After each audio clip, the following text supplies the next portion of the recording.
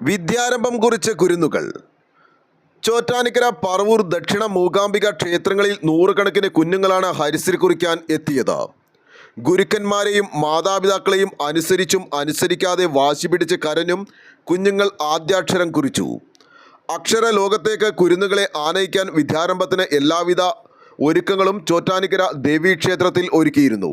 വിജയദശമി ദിവസമായ ഇന്ന് രാവിലെ 8-ന് പന്തീരടി പൂജയ്ക്കും സരസ്വതി മണ്ഡപത്തിൽ പ്രത്യേക പൂജയ്ക്കും ശേഷം പൂജയെടുത്തു. തുടർന്ന് വിദ്യാരംഭ ചടങ്ങുകൾ ആരംഭിച്ചു. ദേവസ്വം ബോർഡിൻ്റെയും ക്ഷേത്ര ഉപദേശക സമിതിയുടെയും നേതൃത്വത്തിൽ കുട്ടികൾക്ക് പഴം, പഞ്ചാമൃതം, സരസ്വതാരിഷ്ടം, സ്ലേറ്റ്, അക്ഷരമാല, പുസ്തകങ്ങൾ എന്നിവ വിതരണം ചെയ്തു. 15ഓളം ഗുരുക്കന്മാർ ആദ്യാക്ഷരം കുഞ്ഞുങ്ങൾക്ക് പകർന്നു നൽകി. 2000-ഓളം കുഞ്ഞുങ്ങളാണ് ഇവിടെ വിദ്യാരംഭം കുറിക്കുന്നത്. കൊല്ലൂർ മൂകാംബിക ക്ഷേത്രത്തിൻ്റെ മാതൃകയിൽ കേരളത്തിലുള്ള ഏക ക്ഷേത്രമായ പറവൂർ ദക്ഷിണ മൂകാംബിക ക്ഷേത്രത്തിൽ രാവിലെ തന്നെ വിദ്യാരംഭം ആരംഭിച്ചു.